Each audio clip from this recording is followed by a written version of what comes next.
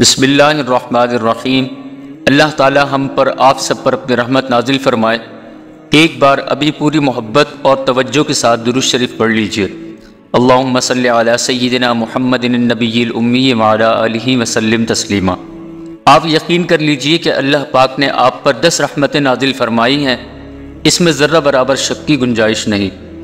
آقا مدنی صلی اللہ علیہ وسلم پر درود و سلام پڑھنے کا حکم خود اللہ تعالی نے ہمیں دیا، اور ہمارے آقا مدنی صلی اللہ علیہ وسلم نے فرمایا کہ جو مسلمان بھی اللہ تعالیٰ کا یہ حکم پورا کرے گا، اللہ تعالیٰ ہر بار کے درود شریف کے جواب میں اس پر 10 درود نازل فرمائے گا، یعنی 10 رحمتیں اور بہت سی نعمتیں اس کے علاوہ۔ اسے کہتے ہیں یقین کی کیفیت۔ خوب یاد رکھیے کہ جتنا یقین پختہ ہوگا اسی قدر فائدہ ملے گا۔ جب آقا مدنی صلی اللہ علیہ وسلم نے ایک بات ارشاد فرما دی تو ہمیں اس میں شک کی اجازت ہی کہاں ہے۔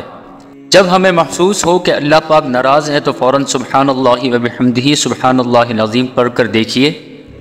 اگر دل اور زبان دونوں یہ مبارک کلمہ پڑھنے لگیں تو خوش ہو جاؤ کہ اللہ پاک کی محبت متوجہ ہے، کیونکہ آقا مدنی صلی اللہ علیہ وسلم کا فرمان ہے کہ یہ 2 کلمے اللہ تعالیٰ کو محبوب ہیں، سبحان اللہ و بحمدہ سبحان اللہ العظیم۔ اب شک کی کیا گنجائش ہے؟ اجر اور فضیلت اسی کو ملتی ہے جو یقین رکھتا ہے۔ شک کرنے والے تو ہمیشہ دھکے کھاتے رہتے ہیں۔ ظاہر پرست کہتے ہیں کہ مولوی نے جنت کو سستا کر دیا ہے کہ ایک بار درود شریف پڑھو تو جنت، وضو کے بعد ایک دعا کلمہ شہادت پڑھ لو تو جنت، اور فلاں استغفار پڑھ لو تو جنت، اور آیت الکرسی پڑھ لو تو جنت۔ وہ کہتے ہیں کہ جنت اتنی سستی نہیں ہے، مولوی نے اسے سستا کر دیا ہے۔ ظاہر پرستی کی بات بالکل غلط ہے۔ دراصل ان جاہلوں کو درود شریف، آیت الکرسی اور استغفار کی قیمت کا اندازہ ہی نہیں ہے۔ اگر انہیں ان اعمال کی قیمت کا اندازہ ہوتا اور ان اعمال کے تاثرات کا تھوڑا سا پتہ ہوتا تو وہ ایسی غلط بات ہی نہ کہتے۔ دنیا کے کافروں کے پاس دنیا بھر کی آرائشیں ہیں مگر اس کی زبان پر کلمہ نہیں ہے۔ کلمہ اور درود شریف تو قسمت والے پڑھتے ہیں، قسمت والے جن پر اللہ تعالیٰ کی رحمت متوجہ ہوتی ہے، اور کوئی ایسا عمل نہیں جو دوسرے اعمال کو جنم نہ دیتا ہو۔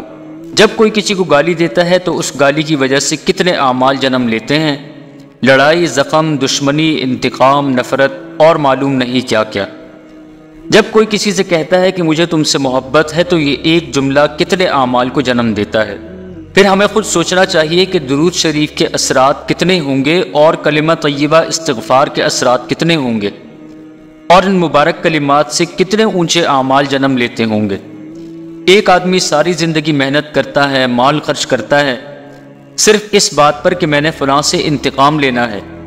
وجہ کیا ہے؟ جی اس نے میری ماں کو گالی دی تھی۔ صرف ایک گالی نے کتنے اعمال کو جنم دیا۔ اور دوسرا آدمی کسی کی ساری زندگی خدمت کرتا ہے کہ اس نے فلاں موقع پر میرے حق میں ایک جملہ کہا تھا۔ جب انسانی جملوں کا یہ وزن ہے تو پھر قرآن پاک کی آیات کا وزن کتنا ہوگا اور درود شریف کا وزن کتنا ہوگا؟ اللہ اکبر کبیرہ۔ منکرین حدیث اور دین بیزار لوگوں نے مسلمانوں کو ان مبارک کلمات کی برکت سے محروم کرنے کی سازش کی ہے۔ جو مبارک کلمات دلوں میں نور بھرتے ہیں، اعمال کی اصلاح کرتے ہیں، جنت میں پھول کھلاتے ہیں، ایک مومن کو وزندار مومن بناتے ہیں۔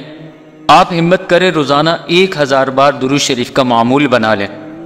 ہم ہمت کریں کہ روزانہ 1000 بار درود شریف کا معمول بنا لیں، پھر دیکھیں کہ ہمارے دل میں کس طرح سے سکون کے دریا بہتے ہیں اور ہمارے اوقات اور اعمال میں کتنا وزن پیدا ہوتا ہے۔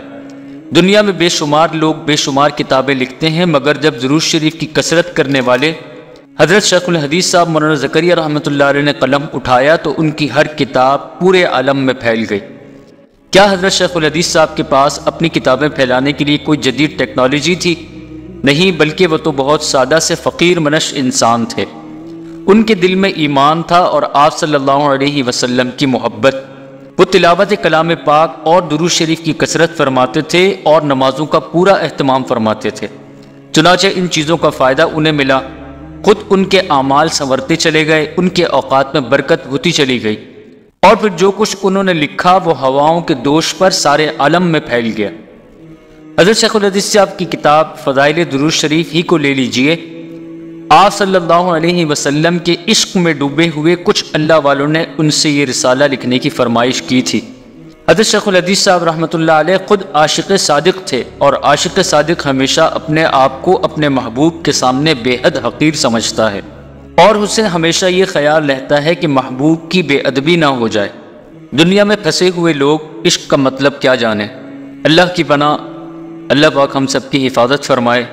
حضرت شیخ الحدیث صاحب رحمۃ اللہ علیہ سے جب درود شریف کے فضائل پر لکھنے کی فرمائش کی گئی تو حضرت شیخ الحدیث صاحب کانپ گئے۔ کہاں سیاہ زلفوں والے محبوب صلی اللہ علیہ وسلم اور کہاں میں، مگر اصرار بڑھتا گیا تو تیار ہو گئے کہ چلو اس بہانے محبوب کے قرب کو پانے کا ذریعہ بن جائے گا۔ اب عشق کی نزاکتوں کا حال دیکھیے، وہ شخص جس نے 50 سال تک حدیث شریف کی خدمت کی، جس کے درس میں حضرت مدنی رحمۃ اللہ علیہ جیسے محدث چپکے سے آ کر بیٹھ جایا کرتے تھے۔ ہاں، وہ شخص جنہوں نے موطا امام مالک کے شہرۂ آفاق شرح لکھی اور جنہوں نے حضرت گنگوہی رحمۃ اللہ علیہ کے علوم کو قلم کی زبان بخشی۔ آج ہمیں چاہیے کہ ہم اپنے 24 گھنٹے کے معمولات میں کچھ وقت درود شریف پڑھنے کے لیے متعین کر لیں۔ انشاءاللہ نور کا ایک راستہ، علم کا ایک دروازہ اور یقین کا ایک باب دل میں کھل جائے گا، اور ہمارے ناپاک دل کو پاکی حاصل کرنے کا طریقہ بھی معلوم ہو جائے گا۔ بے شک آقا مدنی صلی اللہ علیہ وسلم کی محبت، آپ کی حسین زلفوں کی محبت، آپ صلی اللہ علیہ وسلم کے پیارے چہرے کی محبت، آپ صلی اللہ علیہ وسلم کی کالی کملی کی محبت، آپ صلی اللہ علیہ وسلم کی دلکش مسکراہٹ کی محبت، آپ صلی اللہ علیہ وسلم کی آل اولاد کی محبت، آپ صلی اللہ علیہ وسلم کے اصحاب کی محبت، اور آپ صلی اللہ علیہ وسلم کے دین، آپ صلی اللہ علیہ وسلم کے جہاد، اور آپ صلی اللہ علیہ وسلم کی ایک ایک سنت کی محبت بہت بڑی چیز ہے اور بہت ضروری چیز ہے۔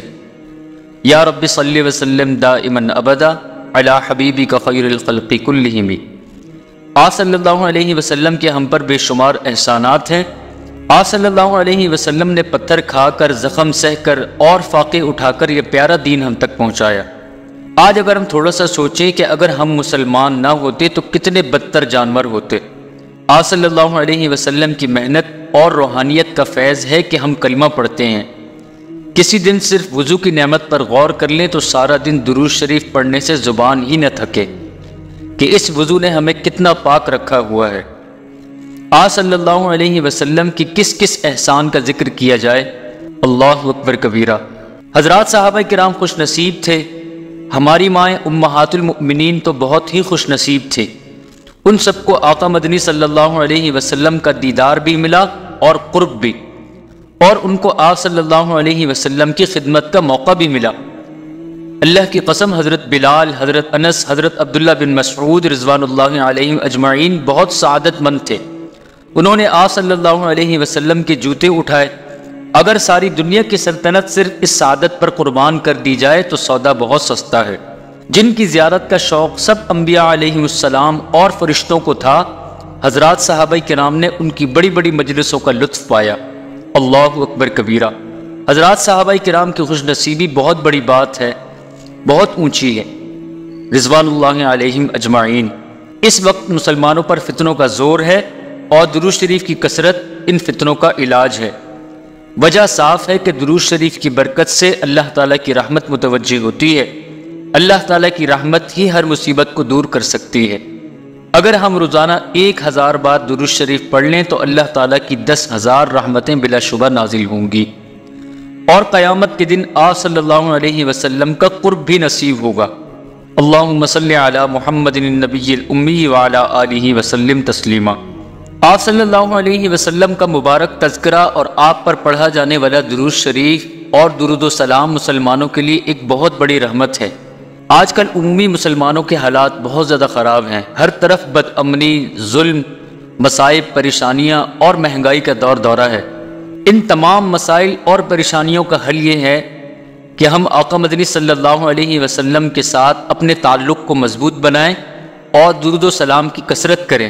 جب ہم درود و سلام کی کثرت کریں گے اور آپ صلی اللہ علیہ وسلم سے اپنے تعلق کو مضبوط بنائیں گے تو پھر اللہ تعالیٰ کی ذات سے بہت قوی امید ہے کہ درود شریف کی برکت سے ہمارے حال پر رحم کیا جائے گا، ہمارے اعمال کی اصلاح بھی ہوگی اور ہمارے لیے آسانیاں بھی کر دی جائیں گی۔ وہ وقت دور نہیں کہ جب ہم ان تمام چیزوں کو کر گزریں گے تو پھر برے اعمال بھی ہم سے دور ہو جائیں گے، آپ صلی اللہ علیہ وسلم کا تعلق بھی مضبوط ہو جائے گا، اور درود شریف کی کثرت بھی ہماری زندگی کا حصہ بن جائے گا، تو پھر انشاءاللہ ہماری زندگی میں رحمتیں ہی رحمتیں اور بہاریں ہی بہاریں ہوں گی۔ اللہ پاک سے دعا ہے کہ اللہ پاک ہمیں آپ صلی اللہ علیہ وسلم کا سچا، حقیقی اور پیارا امتی بنائے، اور آپ صلی اللہ علیہ وسلم پر کثرت سے درود شریف پڑھنے والا بنائے۔ اللہم صلی علی سیدنا محمد وعلی آل سیدنا و مولانا محمد وبارک وسلم۔